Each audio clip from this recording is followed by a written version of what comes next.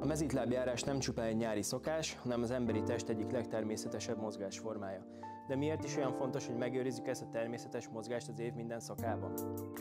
A lábfejben 26 csont, 33 izület és több mint 100 izom, ín és szalag található, ezek mindegyik együttműködik annak érdekében, hogy stabilitást, rugalmasságot és erőt biztosítson a testünk számára.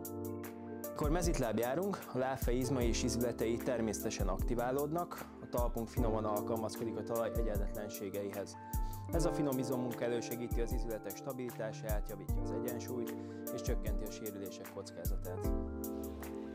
A hagyományos cipők sarokemelése és a merev talpa nem támogatja a lábfej természetes működését, ezáltal hosszú távon kialakulhatnak Achilles, tér, csípő, hátfájdalmak és különböző mozgatószervi problémák. Így jönnek képbe a mezitlábas cipők, amelyek arra lettek tervezve, hogy támogassák a lábfej biomechanikáját, elkerülve ezzel a környezeti tényezők által okozható sérüléseket. Direkt széles felső résszel és zéró sarokkal rendelkeznek, illetve rettentően rugalmasak, pontosan azért, hogy biztosítani tudják a lábfej természetes működését. Fontos, hogy ideális mezitlábas cipőt választatok magatoknak, mind méretben, mind szélességben, mind magasságban.